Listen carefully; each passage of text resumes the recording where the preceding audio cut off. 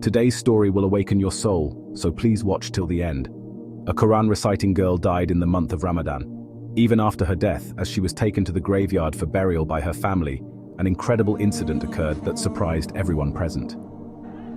As the woman was being buried, something terrifying was seen in the grave.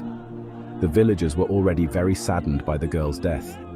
She was well behaved, and her Quran recitation was cherished by all.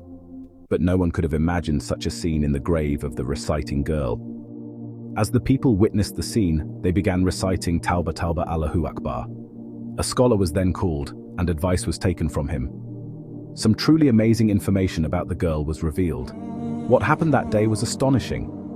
Seeing the scene at the girl's grave, everyone sought refuge with Allah Almighty. Friends, I urge you to share this video with your mother, brothers, sisters, relatives, and friends.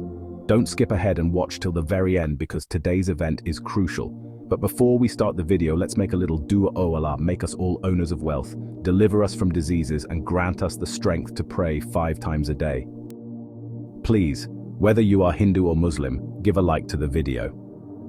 On the day the Quran reciter died, everyone was shocked that such a young girl had passed away.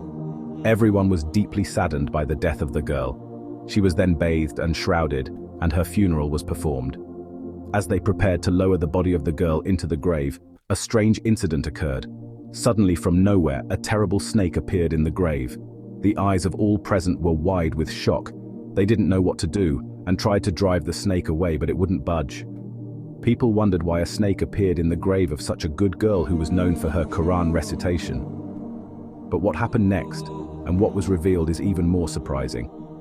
Let me now give you the full story. The girl we are talking about today, her name was Nishi. She was very well-mannered, respected the elders, and loved the children. The people of the village knew Nishi very well, as she recited the Quran every day, and everyone was fascinated to hear her. They loved and respected her greatly. But there was something about Nishi that the villagers didn't know, known only to her family. Nishi's family consisted of her father and mother, while her grandparents had passed away when she was young, and her 2 aunts were married and living with Nishi's parents. Besides being skilled in karate, Nishi was also much more beautiful to look at. Once, when Nishi went to learn to recite the Quran, Huzur was very pleased to hear his voice, and his reputation soared. Consequently, Nishi began reciting the Quran loudly at home every day to gain fame, so that people could hear and be impressed by his recitation. And so it happened. Nishi started reciting the Quran aloud every day at home, and people became more and more fascinated by his voice. However, Nishi only recited the Quran and did no other worship.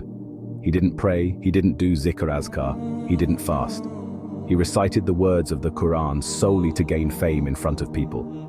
Nishi's parents urged him to pray 5 times a day and to worship Allah Almighty, but he was not willing to worship because he was addicted to gaining fame. His parents were very sad about this. That girl did not pray a single day in her life. Some days passed by doing this, and she was able to gain fame from the people of the area. But suddenly one day, the girl died. After Nishi's death, the people of the village were very surprised and saddened, as everyone in the village loved Nishi very much and considered her a very good girl. People came to Nishi's house with their broken hearts. Nishi was bathed and shrouded, and then his janazah was performed. When he was taken to the cemetery after the janazah was over, and an attempt was made to lower his body into the grave, a strange thing happened. To the astonishment of all present, the people saw a terrible snake in the grave. There was nothing inside that grave just a little earlier. The people were surprised, but then everyone tried hard to drive away the snake, but no one could drive away the snake. Finding no way, the people called a scholar of the village, and they then showed the incident to the scholar. The scholar saw the incident. He understood the matter a lot, but after that he called the girl's family, so that the girl's father appeared there in front of everyone. The scholars then asked the girl's father, "Tell what the real story was." The girl's father bowed his head and let out tears, and said, "My daughter must have been a good girl. She always behaved well with everyone. She was never rude to anyone, and she recited the Quran, but she never prayed in her life. She did not worship God Almighty. She did not fast, did not do zikr azkar. She only recited the Quran." After hearing the incident, Alan understood, and the scholar began to say, Allah Almighty sent us to this world only to worship Him. So we should worship our Lord Almighty Allah, the Most High, perform the 5 daily prayers, perform dhikr, fast, and read the Quran. But the worship that will be done only by reciting the Quran is not enough. We must pray 5 times, because prayer is obligatory. We must worship Allah not only by reciting the Quran. Then Alim Sahib said, "Put the girl's body in the grave in this condition, then the girl's body is taken down. May Allah Almighty save us from the punishment of the grave and grant us the grace to lead a good life, Ameen." If you like our today's video, please like, comment and subscribe. Death is the one certainty in life, yet it remains shrouded in mystery and fear. Across cultures and religions, the end of life prompts a profound reflection on existence, purpose, and the divine. In Islam, the concept of death is not just an end, but a transition to a different form of existence, guided by the signs from Allah. These signs, believed to be sent by Allah in the final year before a person's death, are imbued with deep theological significance.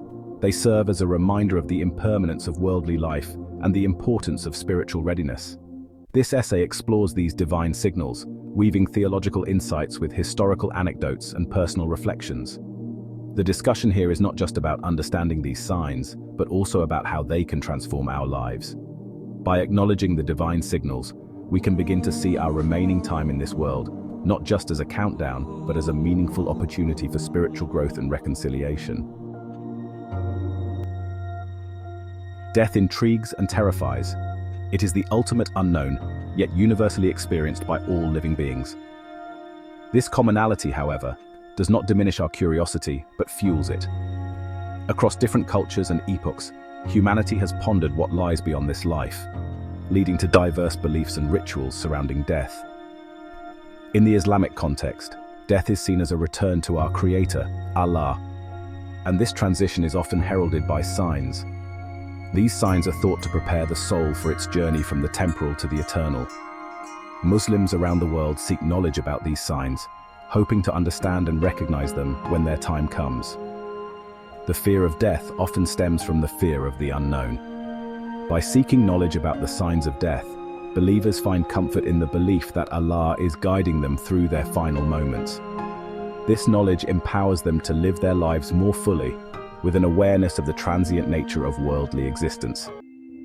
The Quran and Hadith provide insights into the signs that might indicate the approach of death. These texts describe subtle changes in one's spiritual perception and physical experiences.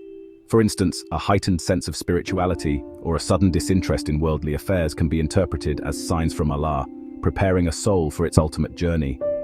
Scholars and theologians have debated and interpreted these signs for centuries, often concluding that they serve as a mercy from Allah.